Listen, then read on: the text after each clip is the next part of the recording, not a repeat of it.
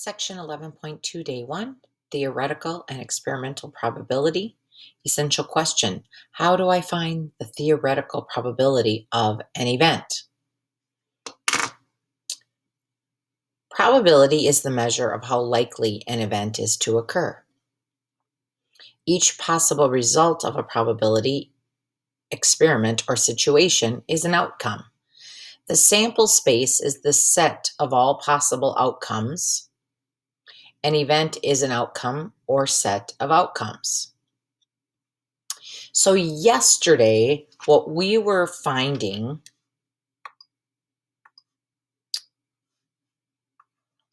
when we were trying to determine how many ways we can do something, how many passwords can we make, how many kittens can we select out of a litter. That's what we were finding, the sample space. Now we're finding a probability, and a probability, which you're going to find, we're going to be writing probabilities as fractions. They can also be written as percents, but we are going to write them as a fraction. So here's some examples, an experiment or situation. If I talk about rolling a number cube, the sample space, which is the denominator of our fraction, is 6 because there's 6 sides on a cube. If I said to you that what's the probability of rolling a 2, the probability would be 1 over 6 because there is 1, 2 on a cube, and there are 6 possible sides on that cube. That's why 6 is the denominator. If I talked about spinning a spinner and there's 4 different colors, and I said to you, what's the probability of spinning and my spinner landing on a yellow, that probability would be 1 over 4. So probabilities are written as fractions or decimals from 0 to 1, or as percents from 0% to 100%. Okay, so there are 3 different ways to represent probabilities: as fractions, as decimals, as percents. In Algebra 2, we are going to represent probabilities, and I'm going to have you write them as fractions. Now, as you can see, this is just common sense, right? As you get closer to 1 or closer to 100%, that's the more certain you are of your event to occur. That's what that's reflecting. Equally likely outcomes have the same chance of occurring. When you toss a fair coin, so when I toss a quarter, a nickel, a penny, a dime, heads and tails are equally likely outcomes. One side is heads and one side is tails. Favorable outcomes are outcomes in a specified event. For equally likely outcomes, the theoretical probability of an event is the ratio means fraction, of the number of favorable outcomes to the total number of outcomes. So here is what I've been kind of talking about when I moved ahead and talked about probability. For equally likely outcomes, probability of event is the number of favorable outcomes over the number of outcomes in the sample space. For example, what's the probability of, when I flip a coin, what's the probability of my coin landing heads? Well, I'm not getting a marker. That probability of coin landing heads, that probability is going to be 1 over 2. 2 sides on a coin. How many of the sides show heads? 1. That's an equally likely outcome. Let's look at example 1. Each letter of the word probable is written on a separate card. The cards are placed face down and mixed up. What is the probability that a randomly selected card has a consonant? So right away, it's very important to read carefully because they're asking for a probability. That means my answer I'm going to write as a fraction. The word probable. How many letters are in the word probable? 1, 2, 3, 4, 5, 6, 7, 8. There are 8 letters in probable. They want to know the probability of a randomly selected card having a consonant. Well, we're dealing with vowels. The vowels, let's write this out, are O, A, and E. The consonants are P, R, B, B, L.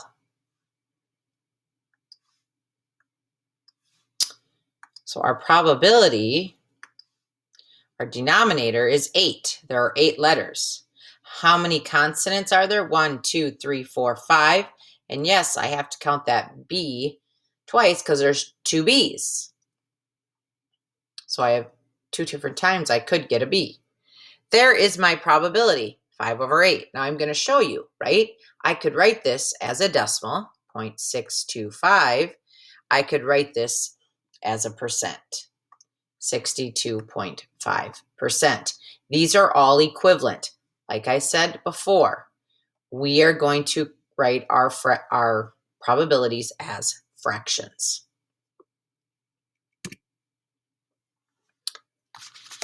Number 2, a red number cube and a blue number cube are rolled. If all numbers are equally likely, what is the probability of the event? The sum is 6. So what you're going to find is when I'm rolling 1 cube, my denominator is 6 because there's 6 sides on a cube. But if I roll 2 cubes, my denominator or my possible outcomes is going to be 36, double that. So I want you to get in the habit of remembering that. And we're going to get in the habit of learning how to create this table really fast because you're going to not be given this on a test. You're going to need to know how to create it. And it's really easy to create.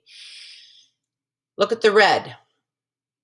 The red is always saying 1, 2, 3, 4, 5, 6, all the way along. The blue cube then is all 1s, all 2s, 3s, 4s, 5, 6. Those are our possible outcomes that could happen when we roll 2 number cubes at the same time. Now, the numerator is the sum is 6.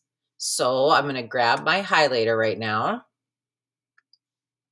And I'm looking at adding the red and the blue together. That has a sum of 6. Sum of 6. I think that's it. When I look at that whole table, 1, 2, 3, 4, 5. The probability of getting a sum equal to 6 after rolling 2 number cubes is 5 over 36. Example 3, class. And next, the sum of all probabilities in the sample space is 1. We talked about that, or we call it 100%. The complement of an event E is the set of all outcomes in the sample space that are not in E.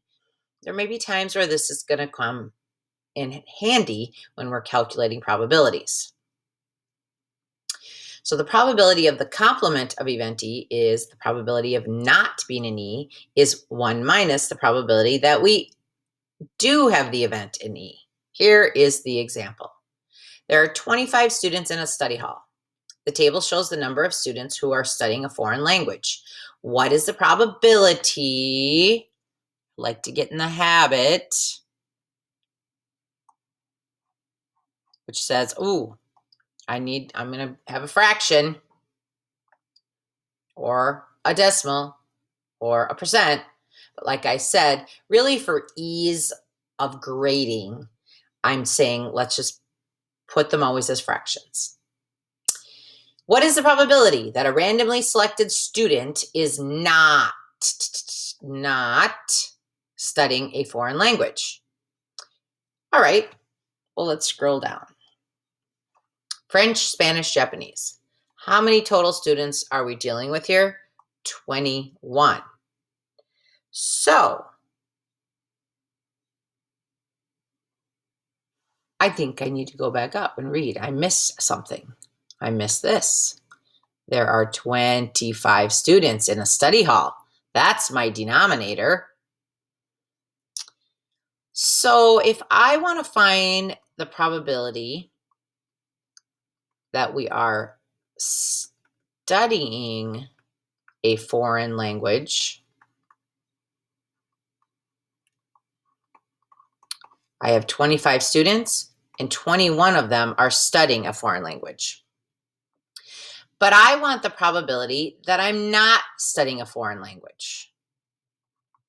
Probability, we're not.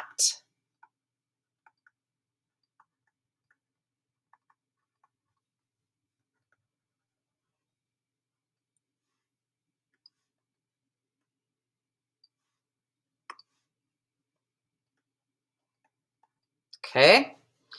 That's where I'm going to use the complement probability formula.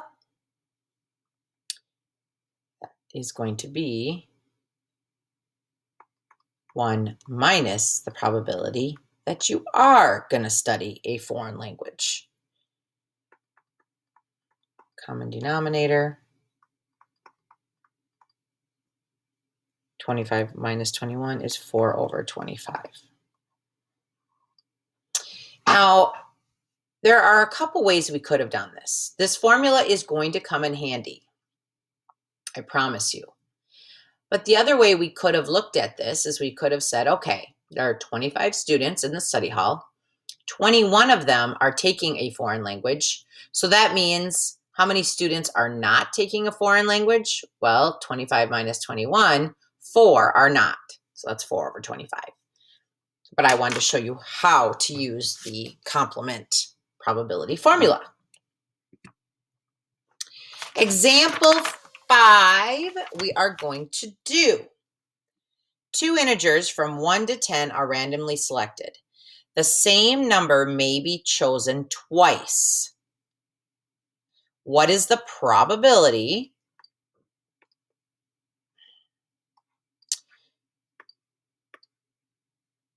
that both numbers are less than 9?